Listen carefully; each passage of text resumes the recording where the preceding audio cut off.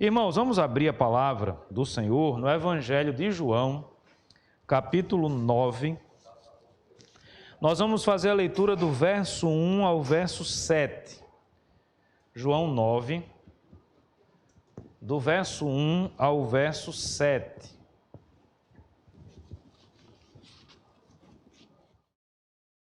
Diz assim a palavra do Senhor, Evangelho de João, capítulo 9, de 1 a 7. Caminhando Jesus, viu um homem cego de nascença, e os seus discípulos perguntaram: Mestre, quem pecou, este ou os seus pais, para que nascesse cego? Respondeu Jesus: Nem ele pecou, nem seus pais, mas foi para que se manifestem nele as obras de Deus. É necessário que façamos as obras daquele que me enviou, enquanto é dia. A noite vem quando ninguém pode trabalhar. Enquanto estou no mundo, sou a luz do mundo. Dito isto, cuspiu na terra e, tendo feito lodo com a saliva, aplicou-o aos olhos do cego, dizendo-lhe: Vai, lava-te no tanque de Siloé, que quer dizer enviado. Ele foi, lavou-se e voltou vendo. Então, os vizinhos, aliás, até o 7. Vamos por partes, né? Muitas informações. Vamos ficar aqui no versículo 7. Vamos orar, irmãos? Vamos pedir a Deus a sua graça, a sua misericórdia sobre nós. Vou pedir ao presbítero Leandro que nos eleve a Deus, intercedendo pela mensagem dessa noite. Vamos orar. Ó Deus e Pai, te louvamos, Senhor, por essa manhã, pela rica oportunidade de estar na tua casa, Deus. Pedimos mais ao Senhor, Pai, que o Senhor fale aos nossos corações pela tua palavra. Use, Pai, o teu servo pela instrumentalidade do teu Santo Espírito. Amém, que nós Senhor. possamos sair daqui edificados e o teu nome ainda mais glorificado. Amém, amém. Muito bem, meus irmãos. Rapidamente, é bem interessante toda a forma como esse Evangelho de João é escrito, disposto para nós. E rapidamente, só para que a gente relembre, fixe na nossa mente, nós discorremos aqui sobre todo o capítulo 8 desse texto, né? E nesse capítulo 8 tem uma ênfase que Jesus dá muito interessante a ele mesmo, dizendo que ele é a luz do mundo. A gente vai ver ali ele a todo momento sendo confrontado por pessoas que ou estavam na dúvida, de verdade, com sinceridade, ou queriam, constrangê-lo, pegá-lo numa contradição. Isso já começa no início do capítulo 8, se os irmãos voltarem um pouquinho aí. Quando os judeus levam aquela mulher apanhada em flagrante adultério, eles não fizeram isso porque queriam aplicar a justiça ou porque estavam preocupados com a lei de Deus, mas eles queriam colocar Jesus, como nós costumamos dizer, na expressão idiomática, numa saia justa. E a todo momento o Senhor Jesus então vai ensinando, vai mostrando, vai fazendo contraponto às falas maliciosas daqueles homens. E ele vai, inclusive, testemunhando, falando de si mesmo, reafirmando o seu ministério, reafirmando aquilo que ele é, reafirmando a sua ligação com o Pai e dizendo claramente para aqueles homens que ele é a luz do mundo. Isso já está posto no capítulo 8 de uma forma muito enfática. Isso já é dito lá atrás. O Evangelho de João vai repetir várias vezes essa ideia de Jesus como sendo a luz do mundo. E nesse capítulo 9, ele também retoma essa fala, não é?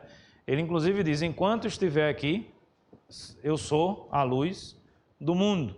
Traz-nos inclusive a pergunta, né? Será que Jesus hoje não é a luz do mundo? Continua sendo, mas ele agora transfere para a igreja, e a igreja que anda nos seus caminhos se torna a luz do mundo e o sal da terra. Lembre-se da própria mensagem do Senhor Jesus naquilo que nós chamamos, naquele momento que nós chamamos de Sermão do Monte, registrado lá em Mateus, capítulo 5, capítulo 6 e capítulo 7. Nesse capítulo 9, então, do Evangelho de João, nós encontramos o Senhor Jesus, né? Nós nos deparamos com o Senhor Jesus tendo um encontro. Eu diria que um encontro às cegas, da luz com as trevas. E agora, de uma forma assim muito impressionante, nós não vamos ver mais o Senhor Jesus restrito, limitado, vamos dizer assim, ao discurso de que é a luz do mundo. Nós vamos ver ele provando que é a luz do mundo. E nada melhor do que lançar e dar luz a alguém que não podia ver. E nada melhor do que lançar luz para alguém que vivia nas trevas. E é exatamente isso que o Senhor Jesus faz aqui. Todo o capítulo 9 vai girar em torno desse encontro que o Senhor Jesus teve com esse cego. Nós vamos tirar lições para a nossa vida, nós vamos meditar, nós vamos pensar, não é? E que o Espírito Santo de Deus fale ao nosso coração, como nós já oramos, e que Ele possa mostrar as verdades que são importantes, que são caras para a nossa vida. Primeiro ponto a ser destacado aqui nesse texto, veja que a informação dada a nós aqui é que o Senhor Jesus estava caminhando, estava seguindo o seu ministério, estava seguindo a sua vida. Em algum momento aqui, né, entre a festa do tabernáculo, das cabanas e a da dedicação, talvez um intervalo entre um e outro aí de alguns meses, 3 ou 4 meses, mas o Senhor Jesus em algum momento aqui, né, caminhando, depois de toda aquela discussão com os escribas, com os saduceus, com os fariseus, a respeito de quem ele era, do seu ministério, ele então percebe, ele vê que existia um homem no caminho, obviamente, que ele estava andando, não é? Que era cego de nascença. Então nós não temos o nome desse personagem, desse cego, desse homem que tinha essa deficiência. Mas tem uma informação aqui que é extremamente interessante para a gente. Ele era cego de nascença. Ele nunca tinha enxergado. Ele vivia, literalmente falando, nas trevas. Ele não conhecia a luz. Ele nunca tinha visto a luz. Ele não conhecia a fisionomia das pessoas. Ele não conhecia as cores, não é? Sequer conhecia o preto e o branco. Ele não sabia e não tinha essa percepção, porque essa deficiência, ela é de nascença, ele já nasceu com esse problema. E é interessante que o Senhor Jesus, então, é interrogado por as pessoas que estavam ali, pelos seus discípulos que estavam ao seu redor. Mestre, é como se eles perguntassem assim, por que esse homem é cego desde o seu nascimento? Ele pecou ou foram os seus pais que pecaram? Alguns judeus, eles traziam consigo essa ideia de que todos os nossos problemas, tá certo? Sejam problemas mais graves como esse, ou até mesmo outros problemas, eles estão intimamente relacionados ao nosso pecado, não é? Individualmente falando. A gente vê, por exemplo, isso no livro de Jó. Aproveitar até que a gente está meditando sobre Jó à noite, hoje, com a graça de Deus, vamos dar sequência ao capítulo 2 de Jó. A gente vai ver os amigos de Jó, inclusive, fazendo essa acusação a ele, né? De que ele não tinha olhado para os órfãos, para as viúvas, que ele não tinha feito isso, não tinha feito aquilo outro. Na realidade, a história de Jó, inclusive, contradiz essa tese, essa ideia de que essas situações, seja de tragédia pessoal na saúde, seja até de tragédias maiores, estejam relacionadas a um pecado específico, até porque Jó padeceu um sofrimento extremamente intenso, e não apenas a Bíblia registra que as pessoas entendiam que ele era um homem reto e íntegro, temente a Deus, como o próprio Deus testemunha a respeito da integridade de Jó. Era um homem piedoso, era um homem correto, mas que passou pelo sofrimento, que enfrentou o sofrimento. Pastor, então o sofrimento não tem nenhuma relação com o pecado, é isso que o Senhor está dizendo? Não. Obviamente, meus amados irmãos, que há uma relação com o pecado. E o primeiro ponto a ser destacado é esse. O pecado, de fato, é uma desgraça na vida dos seres humanos, na nossa vida, na história da humanidade. Mas essas coisas acontecem porque nós, seres humanos, pecamos. Então aqui traz-nos uma ideia de toda a natureza humana como uma natureza pecaminosa, como uma natureza caída. Então por que essas coisas acontecem? Porque nós, e quando eu digo nós, eu falo da raça humana. Um dia a raça humana decidiu desobedecer a Deus. Um dia a raça humana decidiu se rebelar contra o Criador, trazendo para si a maldição da morte, trazendo para si a maldição que ensejava o pecado lá atrás, já falado explicitamente por Deus no dia em que você desobedeceu, ou seja, no dia em que você comer do fruto que você não deve comer, certamente morrerás. Então o próprio ser humano trouxe para a sua existência as mazelas do pecado, o mal que o pecado acarreta sobre nós. E um ponto a ser destacado aqui, meus amados irmãos, é que não existe um sequer que seja bom. Logo, se não existe um sequer, logo, se todos pecaram, conforme nos ensina Romanos capítulo 3, versículo 23, se todos pecaram, não há por que questionarmos, imaginarmos aqui na nossa mente a possibilidade de alguém que não merece enfrentar algum tipo de sofrimento. Não existe essa possibilidade. A regra, ela se aplica a todos os seres humanos. Ou será que algum de nós aqui pode afirmar e pode dizer, olha, eu sou uma pessoa tão boa, eu sou uma pessoa tão perfeita que é injusto, não é? Eu passar algum tipo de situação.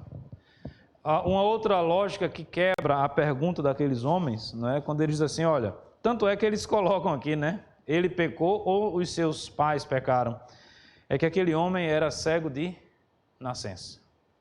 Ele tinha pecado, irmãos, antes de se encontrar nessa situação de cego de nascença. Ele não tinha cometido pecado. É desde o momento do seu nascimento. Eu não tenho como aplicar a lógica. André pecou, logo André vai enfrentar uma maldição X específica. Fran pecou, logo Fran vai... Eu não tenho como aplicar essa lógica a esse homem. Por quê? É desde o seu nascimento. Agora, eu posso aplicar a lógica a ele e a todos nós de que todos nós somos pecadores. Toda a humanidade está em pecado. Logo, nós vamos enfrentar desastres, nós vamos enfrentar a dor, nós vamos enfrentar o sofrimento, nós vamos enfrentar a doença, nós vamos enfrentar as mazelas, as mais terríveis que possamos imaginar, porque nós somos pecadores. A história, inclusive, grita de forma eloquente essa verdade. Ela não está apenas na revelação de Deus, na própria história da humanidade. Veja que os homens avançam na tecnologia, os homens avançam no acúmulo, científico, no acúmulo do seu conhecimento. Coisas maravilhosas são feitas, mas o homem continua sendo mau, o homem continua sendo ruim. E nós ainda continuamos a experimentar situações adversas que nós não temos o controle sobre elas. Irmãos, eu não tenho nem aqui como afirmar e dizer em detalhes aos irmãos os avanços, por exemplo, que a medicina teve do dia dessa cura até o dia de hoje. Imagina aí, 2000 anos de acúmulo de conhecimento na medicina. Nesse período surgiram os antibióticos, nesse período a anestesia, graças a Deus, foi inventada. Coisas fantásticas se faz hoje, no campo das ciências médicas. Mas até hoje ainda existem pessoas que perdem a visão de forma irreversível. Até hoje ainda existem doenças que são incuráveis.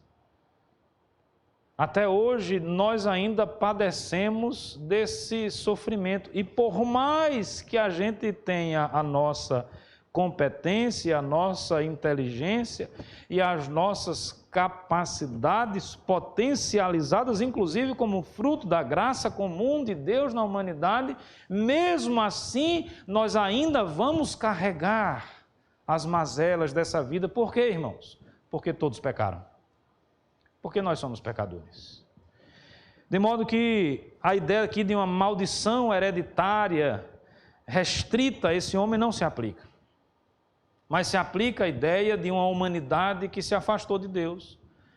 De uma humanidade que pecou contra Deus. Logo, inclusive, a resposta do Senhor Jesus àquele homem é essa, né?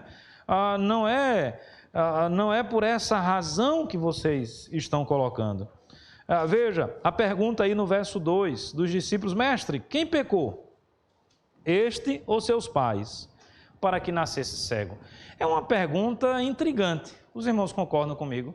Porque, irmãos, venhamos e convenhamos, muitas vezes nós, se não fazemos essa pergunta, fazemos questionamentos similares a esse. Por que fulano sofre? Por que Beltrano passa por isso? Ou por que eu estou enfrentando a luta que eu estou enfrentando? Quantas e quantas vezes nós não fazemos essa pergunta?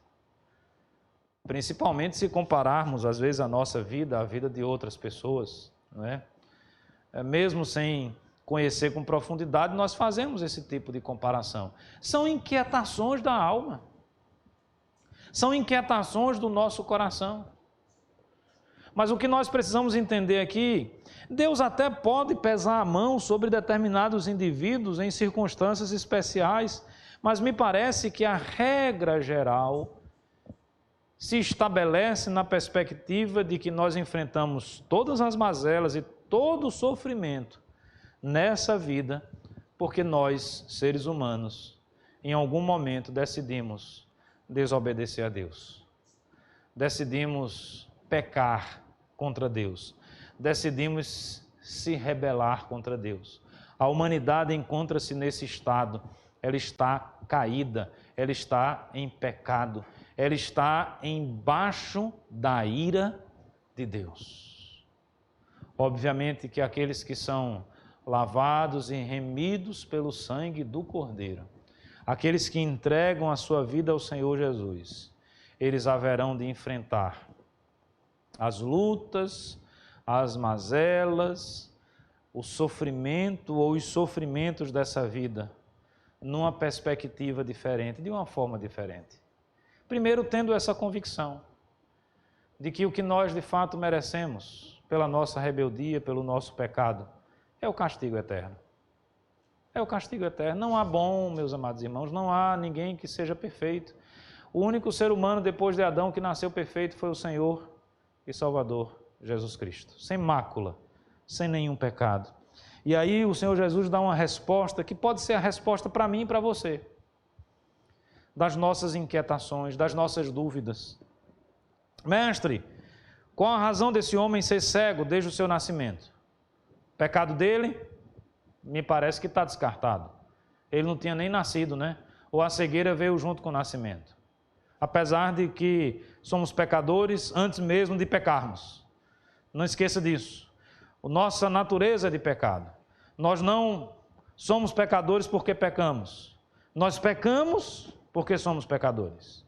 Então veja, me parece que está descartado o pecado daquele homem. Ele é cego desde o nascimento. Então foram os seus pais, perguntam aqueles discípulos, na inquietação, na dúvida da sua alma, diante de algo tão terrível de se ver, alguém sofrendo, alguém que vivia à margem da sociedade, alguém que desde o seu nascimento lidava com a situação de sofrimento terrível, porque a cegueira é algo que de fato traz muita restrição, a cegueira traz muita dificuldade, a cegueira traz muito sofrimento à vida das pessoas.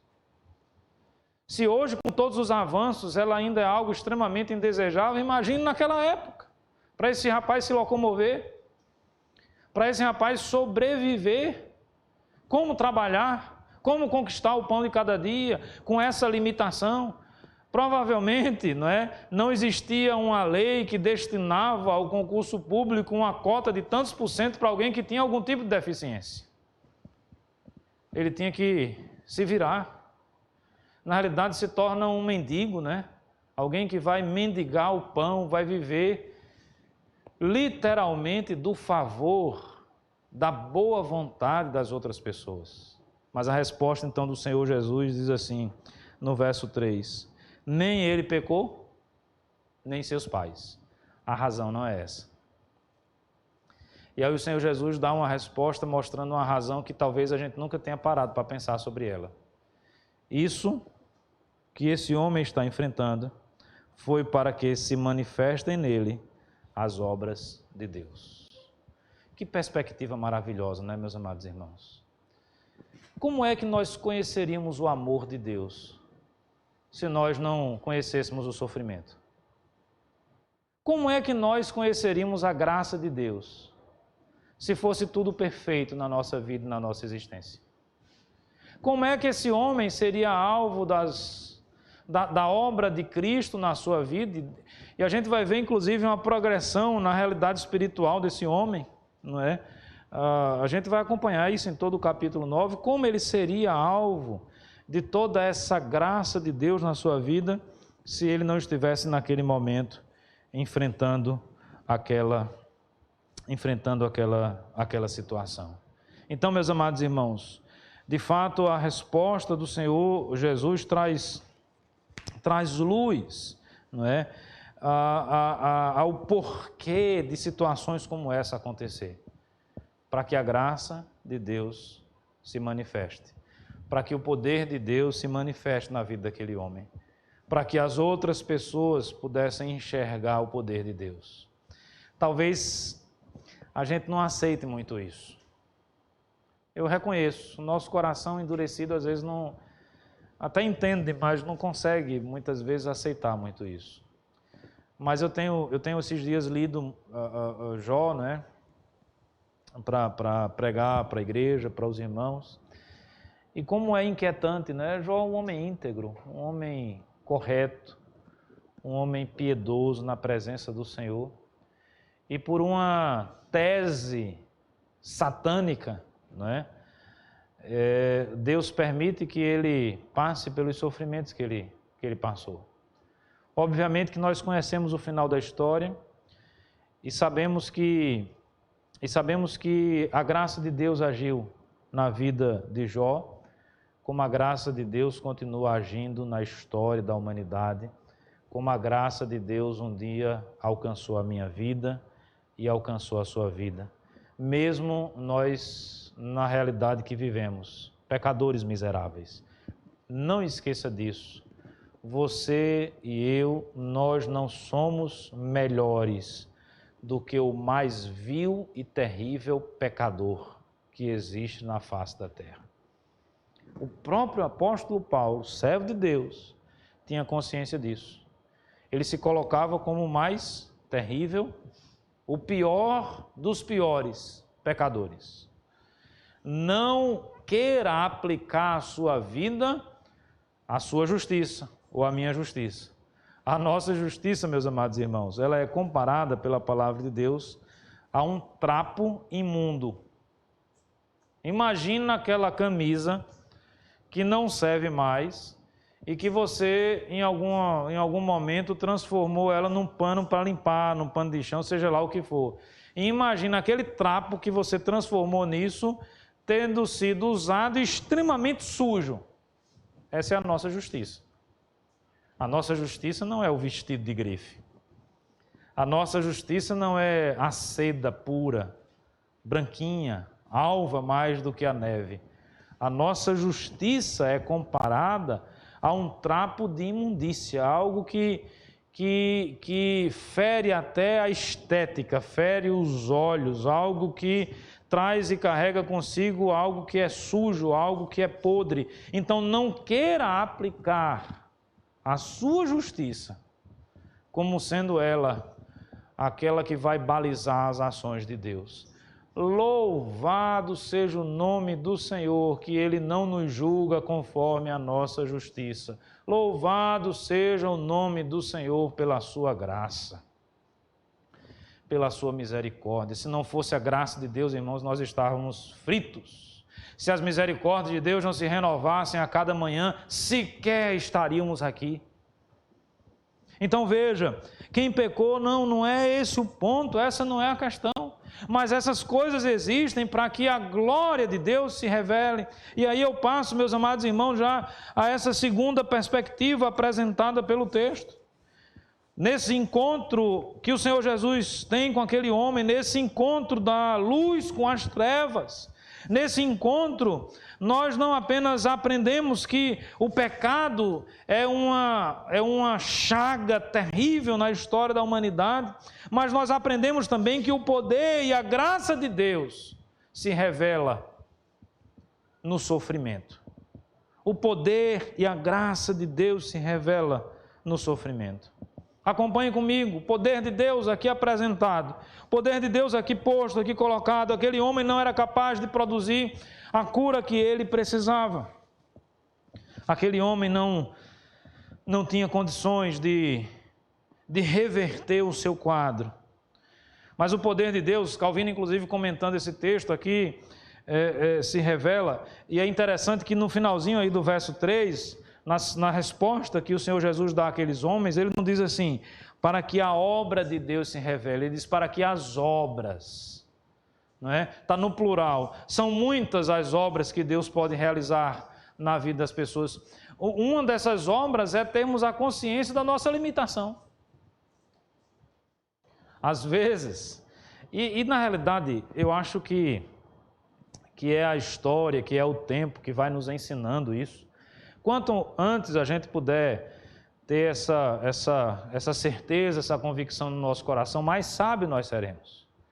Mas os irmãos hão de convir, de concordar comigo, que naquela época assim da nossa adolescência, da nossa juventude, né, nós não nos preocupamos e não imaginamos que existem limitações para a nossa vida. Os sonhos são os mais grandiosos possíveis. Não estou dizendo que eu sou contra vocês, e todos nós termos sonhos, desejos e objetivos de vida. Mas os dias vão passando. A gente sequer lá atrás conseguiu imaginar que talvez a gente não tenha tempo para realizar aquilo que nós gostaríamos de realizar. Nós lutamos contra o tempo, ou não? Chega um momento na vida em que a gente vai precisar fazer esse cálculo. Não quero colocar aqui medo, sentimento ruim na mente de quem quer que seja, não, longe de mim isso, mas a realidade é essa, chega um momento na vida em que a gente precisa fazer esse cálculo. Ou você acha que vai viver 200 anos? Vai chegar nos 150? Rapaz, você é especial, porque ninguém está chegando não nessa idade. Não sei se você, nos seus sonhos, projeta algo para 200 anos para frente. Eu lamento em informar que você não vai chegar lá. Nós não vamos chegar lá. Então chega momento na vida em que a gente tem que fazer determinados cálculos, né?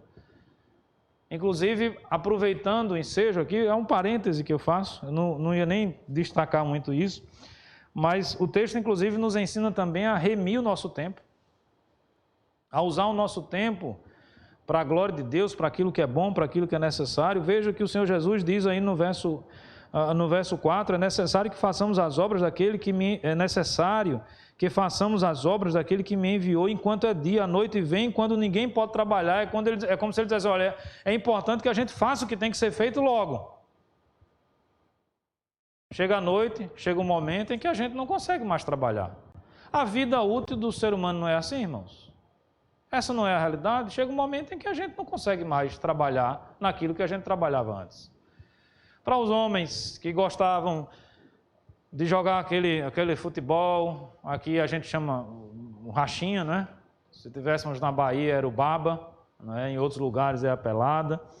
Mas aos homens que passaram a sua infância, a sua adolescência, jogando com os amigos, você lembra qual foi o último dia que você jogou bola? às vezes a gente sequer lembra qual foi o último dia que eu joguei. Você lembra o dia que você pendurou a sua chuteira? E não invente de querer voltar, porque você vai se machucar, feio.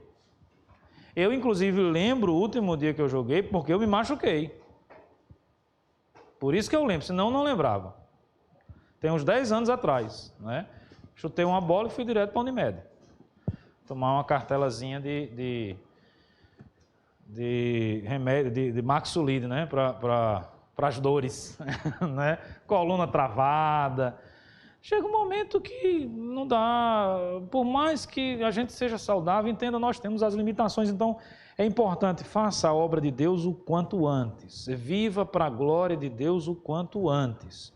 O dia de vivenciar e de experimentar, fazer a vontade de Deus é o aqui e agora. E aí eu fecho parênteses e volto para aquilo que eu estava afirmando, o poder de Deus se revela no sofrimento. Nesse primeiro ponto, eu chamava a atenção que Calvino dizia isso, né? Quando nós reconhecemos todas as nossas limitações e as nossas fraquezas. Como nós somos limitados, irmãos, como nós somos fracos, como a nossa vida não é absolutamente nada, irmãos. Hoje nós estamos bem, amanhã nós podemos não estar bem. Meus irmãos, esses dias eu fiquei triste, eu comentei nos grupos de oração, né? Um pastor, colega, né, foi ovelha enquanto eu era pastor lá no Espírito Santo, em Ecoporanga. 50 e poucos anos de idade, teve Covid e não resistiu, deve ter falecido há uns 3 dias atrás, né? Aparentemente saudável, deixa esposa, deixa 3 filhos. Eu fico imaginando os planos dele para a igreja, ele era muito dinâmico, ele devia ter muitos planos, né? Ele, inclusive, já tinha reformado a igreja, que ele estava pastoreando, já tinha feito um bocado de coisa e tudo mais, tinha construído. E eu fico imaginando os planos que de uma hora para outra, acabou tudo. Acabou tudo. Isso mostra a nossa fraqueza, e quanto mais consciência nós temos da nossa fraqueza, mais consciência nós vamos ter do poder de Deus. Percebe que o poder de Deus se revela no nosso sofrimento. Ele pode todas as coisas. O poder de Deus se revelou no sofrimento desse cego quando o Senhor Jesus cura aquele homem. É o poder de Deus agindo na vida daquele homem. Mas nesse momento em que Deus age também diretamente, não apenas o seu poder, e aí nós acreditamos no Deus que cura, nós acreditamos no Deus que salva, nós acreditamos no Deus que restaura, e nós acreditamos nisso porque Deus tem poder para isso. Deus tem poder para dizer àquela enfermidade que ela suma. Deus tem o poder de recriar a visão daquele homem. Porque nós estamos falando do Deus Todo-Poderoso. Nós estamos falando do Cristo, que é o Verbo que se fez carne, que estava desde o princípio, que criou todas as coisas juntamente com Deus Pai. E Ele está agora recriando a visão daquele homem, o homem que nunca teve essa possibilidade de ver, que nasceu com esse problema, sei lá, se genético, sei lá o quê, mas era um problema, ele não conseguia enxergar. O poder de Deus não se revela na vida daquele homem. A graça de Deus se revela, meus amados irmãos, no nosso sofrimento. Quando nós estamos sofrendo, Deus trabalha no nosso coração. Quando nós estamos em sofrimento, Deus vai abrindo as portas que Ele desejar abrir para nós, ou não é essa a experiência que nós temos na nossa própria vida? Será que nós não podemos testemunhar disso?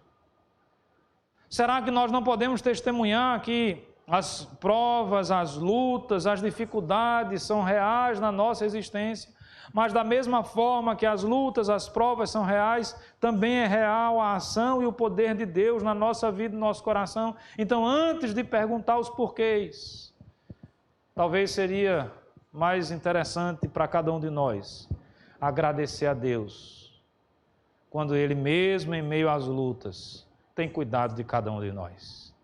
É o esforço do coração agradecido. É o esforço do coração que percebe o poder e a graça de Deus agindo sobre a nossa vida. Meus amados irmãos, a fala de Jó, ela é extremamente importante para o nosso entendimento dessa realidade. Satanás tem uma tese, ou algumas teses, né? Estou pegando aqui a perspectiva apresentada pelo reverendo Hernandes Dias Lopes. A tese de que ele só era feliz, ele só era o que ele era porque ele tinha muitas coisas, os bens materiais. A segunda tese era de que só era capaz de amar a Deus quem tinha uma família bem ajustada, porque tinha 10 filhos, porque os filhos estavam bem, e por aí afora vai. A outra tese, porque tinha saúde, estava bem, então por isso que ele era um homem piedoso, temente a Deus, íntegro, reto, parará, parará. Deus tira toda a sua riqueza. Deus tira todos os seus filhos. E Jó diz: nu eu vim ao mundo, nu eu vou sair do mundo. Deus deu, Deus tomou. Bendito seja o nome do Senhor. Meus amados irmãos, que fala impressionante. Me impressiona. Eu não sei se eu teria essa capacidade de Jó, não sei. Sinceramente não sei. Então veja, ele questiona, ele deseja que sequer tivesse nascido, ele inclusive chega a desejar, não é, que Deus tivesse secado o leite da sua mãe para que ele não tivesse mamado, tivesse morrido, porque era melhor ele morrer, ainda lá quanto bebê, na mais tenridade, do que enfrentar o sofrimento que ele estava enfrentando. É normal, é compreensível até, quando nós estamos enfrentando esse sofrimento agudo, nós, nesse desejo, nessa angústia pelo sofrimento, não é, afirmarmos assim: olha, eu não quero passar por esse problema. Nós estamos inclusive no mês agora, Setembro Amarelo, né, de prevenção a um mal terrível que aflige o coração do homem, que é o suicídio. Quantas pessoas imaginaram, pensaram e até executaram, atentar contra a sua própria vida nesse momento de angústia, desse momento de sofrimento agudo e terrível. Será que o nosso sofrimento pode ser comparado ao sofrimento desse homem? Cego de nascença, à margem da sociedade. Nós não temos mais detalhes, mas eu não tenho dúvida, meus amados irmãos, que há 2000 anos atrás uma pessoa na condição dele vivia uma vida extremamente precária. Mas é no nosso sofrimento que a graça de Deus nos visita e se revela. Então, meu amado irmão, se a coisa está difícil, se o sofrimento está intenso no seu coração, se na sua mente os pensamentos são pensamentos, não é, os mais variados possíveis, se existem muitos questionamentos que você não consegue ter a resposta para eles, se nesse Setembro Amarelo, né, alguns imaginaram, pensaram ou continuam nutrindo algum tipo de sentimento que atenta contra a sua própria existência, eu queria dizer para você nessa manhã: o poder de Deus pode transformar a sua vida. A graça de Deus pode atingir o seu coração e transformar o seu pranto em alegria. Deus pode. Deus pode. Se Ele vai fazer, Ele é soberano para isso. Se Ele vai realizar, não está na nossa competência. Nós somos o vaso. O oleiro é Ele. O vaso não diz ao oleiro o que o oleiro precisa fazer. Mas olha que coisa importante. O próprio Deus nos incentiva a orar e a buscar. Ele diz: bata, você vai achar. Busque. É como se Ele estivesse dizendo assim: olha, faça prova de mim, ore, busque. Lembre-se do sermão da montanha. Se homens maus, lembra? Todos pecaram, somos maus. Sabem dar boas dádivas aos vossos filhos. Imagina o nosso Pai que está nos céus. Será que Deus não pode lhe dar algo melhor? Será que Deus não pode mudar a sua sorte? Será que Deus não pode mudar a realidade da sua vida? Pode. Busque, ore, acredite. Nós servimos a um Deus que é todo-poderoso. E o poder de Deus e a graça de Deus se revela a nós, meus amados irmãos, também, especialmente, no momento do sofrimento. Quantas mães choraram já por seus filhos e foram atendidas por Deus? Quantos pais choraram por seus filhos e foram atendidos por Deus? Será que Deus não pode fazer isso por você? Quantas pessoas foram curadas de um mal terrível na sua vida? Será que Deus não pode fazer isso com você? Será que Deus não pode fazer isso comigo? Pode. Nós precisamos manter a nossa fé. Nós precisamos, é como se fosse aquela chama, não é? Que nós não podemos permitir que se apague a esperança, a convicção, a fé, a certeza de que Deus é soberano, de que a vontade de Deus sempre vai ser realizada na nossa vida. Então veja, vamos remir o nosso tempo, vamos viver para a glória de Deus e vamos ter a convicção, meus amados irmãos, de que Deus pode afugentar as trevas da nossa vida, porque foi isso que Deus fez com aquele homem.